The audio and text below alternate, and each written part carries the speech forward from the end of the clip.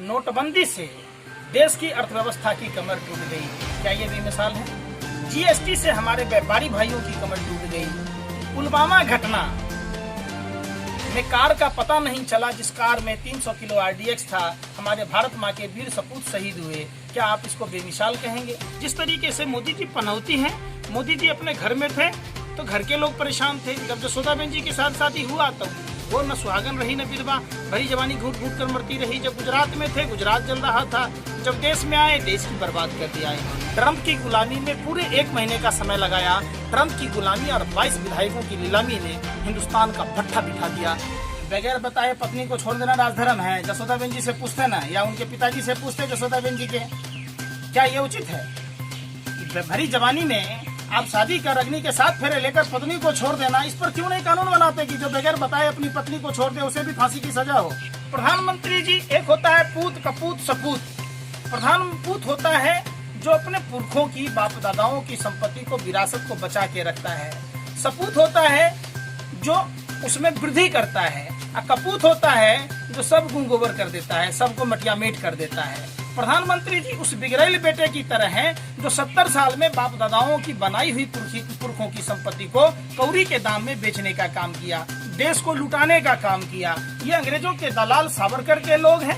ये देश के महान आतंकवादी, पहला आतंकवादी नाथूराम गोडसे के लोग हैं। इनके खून में नफरत की बात है। किस तरीके से जाति, धर्म और प्रांत का बात कर प्रधानमंत्री जी ने और प्रधानमंत्री के सहयोगी मंत्रियों ने देश का बेड़ा गर्क किया। 50 से 60 किलोमीटर जमीन चाइना ने कैप्चर कर लिया, तो प्रधानमंत्री जी का 56 इंची कहाँ गया? किस तरीके से 56 इंची सीने पर ट्रंप थूक गया। ट्रंप की गुलामी और 22 विधायकों की नीलामी ने देश का भट्ठा बिठा दिया। प्रधानमंत्री जी की बंदूक खाली थी, निशाना चूक गया।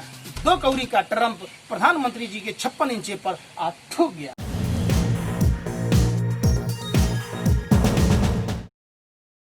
70 सालों में पैदल से, बैलगाड़ी से, हवाई जहाज तक की यात्रा सफर की उस मोदी जी ने देश की जनता से हवाई चप्पल छीनने का काम 6 साल के अंदर किया। लोग पानी की बोतल पहन के चल रहे थे, लोग पैदल भी अपने घर तक नहीं पहुंच पा रहे थे। इसका श्रेय मोदी जी को जाता है। पूरा विश्व ने देखा है जिस तरीके से मोदी जी पनौती हैं। मोदी जी अपने घर में थे तो घर के लोग परेशान थे। जब जसोदाबेन जी के साथ शादी हुआ तो वो न सुहागन रही न विधवा, भरी जवानी घूट घूट कर मरती रही। जब गुजरात में थे, गुजरात जल रहा था। जब देश में आए, देश की बर्बाद कर दिया इन्होंने। प्रधानमंत्री जी, भारत तभी बच सकता है जब प्रधानमंत्री जी रिजाइन दे दें। आज देश की में सख्त जरूरत है प्रधानमंत्री जी को छोड़ने का। ये प्रधानमंत्री जी के गर्दन पे माला मैंने इसलिए जूते चप्पलों की डाली है कि देश के युवाओं से आह्वान करता हूं कि अपने फटे पुराने टूटे फूटे चप्पल बचा कर रखें, इसको व्यर्थ न जाने दें। सब भाजपा के लोग जिनको हमने पूर्ण बहुमत दिया है लोकसभा में, सरकार बनाई है ताकि वो हमारी सुधरे, कैसे लोगों को घर तक नहीं जाने पर भी मजबूर कर दिया। किस तरीके से जब 12 फरवरी को पूछा जा रहा था सवाल, राहुल गांधी जी पूछ रहे थे तो भाजपा के लोग मजाक उड़ा रहे थे।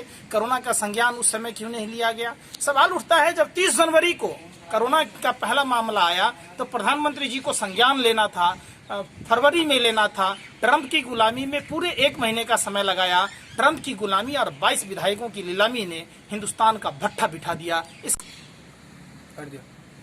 तो पंकज श्रीवास्तव जी, तो ये आपने नरेंद्र मोदी जो इस देश के प्रधानमंत्री हैं उनको जूतों की माला पहना रखी है, पर दूसरी ओर आप देखिए कि लॉकडाउन होता है और मनोज तिवारी जी जो है वो क्रिकेट खेलने के लिए चले जाते हैं। उन पे आप क्या कहना चाहेंगे? मनोज तिवारी जी नाचने गाने वाले लौंडे हैं।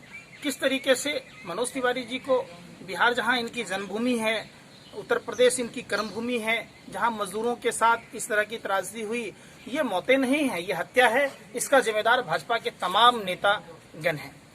किस तरीके से मनोज तिवारी जी लॉकडाउन के दरमियान, एक साधारण मजदूर अपने घर तक नहीं जा पाता है और मनोज तिवारी जी गाना गाते हैं, सोनीपत जाते हैं। लॉकडाउन के दरमियान घर जाना चाहती थी ये संवेदनहीन सरकार। जो भाजपा के लोग, लोजपा के लोग, जदयू के लोग बिहार के चुनाव में जाकर नून रोटी खाएंगे, भाजपा को जिताएंगे कह रहा था, ये नमक हराम नमक हलाल नेताओं ने किस तरीके से नमक खाके नमक का सैरियत नहीं दिया।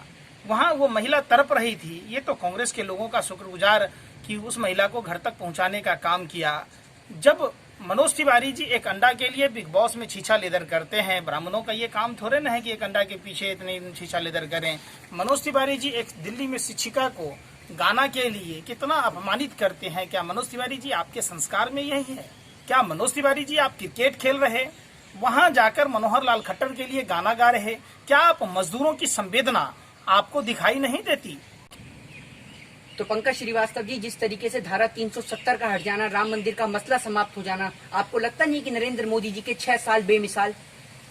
राम मंदिर का मसला सुप्रीम कोर्ट के न्यायाधीश ने क्या कहा? 5 जजों की पीठ ने कहा कि कोई भी पार्टी इसका श्रेय नहीं लेगा। ये श्रेय सुप्रीम कोर्ट के जजों को जाता है जिन्होंने सुलझाया। दूसरी बात, धारा 370 जब लगाई गई थी तब श्यामा प्रसाद मुखर्जी जम्मू कश्मीर के मंत्री थे।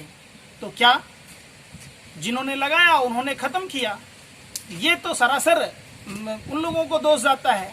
1990 में 19 जनवरी को कश्मीरी पंडितों को भगाया, विश्वनाथ प्रताप सिंह की सरकार थी, भाजपा के समर्थन से आज तक नहीं बसाया गया। ये कश्मीरी पंडितों के लिए दूसरे दल के नेताओं को दोष आरोप प्रत्यारोप करते हैं, तभी इनकी संवेदना कब जागेगी? आज देश का हिंदू, ये हिंदू मजदूर ही तो थे, कोई पाकिस्तानी मजदूर थोड़े न थे, वो हिंदुस्तानी मजदूर थे जो अपने घर पैदल जा रहे थे, नहीं जा पाए भाजपा के निकम्मे नेताओं के कारण। तो पंकज श्रीवास्तव जी, ये बताइए कि नरेंद्र मोदी जी के 5 साल वो तो बेमिसाल बता रहे हैं, आप ये बताइए कि इन 5 सालों में 6 सालों के अंदर क्या खामियां रही हैं? कैसे ये 6 साल बेमिसाल नहीं रहे आपके लिए? नोटबंदी से देश की अर्थव्यवस्था की कमर टूट गई, क्या ये बेमिसाल है? जीएसटी से हमारे व्यापारी भाइयों की कमर टूट गई। पुलवामा घटना में कार का पता नहीं चला, जिस कार में 300 किलो आरडीएक्स था, हमारे भारत माँ के वीर सपूत शहीद हुए, क्या आप इसको बेमिसाल कहेंगे? कैसी बातें करते हैं?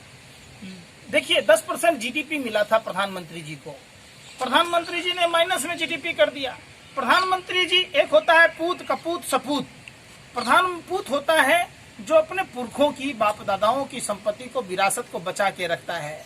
सपूत होता है जो उसमें वृद्धि करता है, और कपूत होता है जो सब गुण गोबर कर देता है, सबको मटिया मेट कर देता है। प्रधानमंत्री जी उस बिगड़ैल बेटे की तरह हैं जो 70 साल में बाप दादाओं की बनाई हुई पुरखों की संपत्ति को कौड़ी के दाम में बेचने का काम किया, देश को लुटाने का काम किया। ये अंग्रेजों के दलाल सावरकर के लोग हैं। ये देश के महान आतंकवादी, पहला आतंकवादी नाथूराम गोडसे के लोग हैं। इनके खून में नफरत की बात है। किस तरीके से जाति धर्म और प्रांत का बात कर प्रधानमंत्री जी ने और प्रधानमंत्री के सहयोगी मंत्रियों ने देश का बेड़ा गर्क किया, देश का भट्ठा बिठा दिया। आज देश की स्थिति ऐसी हो गई कि हमारा जिस नेपाल के साथ बेटी रोटी का संबंध था, जिस नेपाल के लोग हींग जीरा शिलाजीत बेचकर गुजारा करते थे, जो चौकीदारी कर गुजारा करते थे, वो नेपाले भी आंखें तरेरने लग गया। किस तरीके से चाइना ने, तापिर गांव ने जब लोकसभा चुनाव से पहले कहा था कि 50 से 60 किलोमीटर जमीन चाइना ने कैप्चर कर लिया, तो प्रधानमंत्री जी का 56 इंची कहाँ गया? किस तरीके से 56 इंची सीने पर ट्रंप थूक गया। ट्रंप की गुलामी और 22 विधायकों की नीलामी ने देश का भट्ठा बिठा दिया। प्रधानमंत्री जी की बंदूक खाली थी, निशाना चूक गया। 2 कौड़ी का ट्रंप प्रधानमंत्री जी के 56 इंची पर थूक गया। किस तरीके से डिजिटल बेस्ट्री कर दी प्रधानमंत्री जी की। तो पंकज श्रीवास्तव जी, आप ये बताइए कि इन्हीं 6 साल के अंदर 3 तलाक जैसा मुद्दा, जो एक बहुत बड़ा मुद्दा था महिलाओं के लिए, उसको भी तो नरेंद्र मोदी सरकार ने पास कराया है। बगैर बताए पत्नी को छोड़ देना राजधर्म है। जसोदाबेन जी से पूछते ना, या उनके पिताजी से पूछते जसोदाबेन जी के, क्या ये उचित है कि भरी जवानी में आप शादी कर अग्नि के 7 फेरे लेकर पत्नी को छोड़ देना? इस पर क्यों नहीं कानून बनाते कि जो बगैर बताए अपनी पत्नी को छोड़ दे उसे भी फांसी की सजा हो, उसे भी सजा मौत की सजा मिले, उसके लिए भी 3 साल की जेल की सजा हो? ये कौन सा सजा है भाई? हर धर्म का अपना अपना नजरिया है।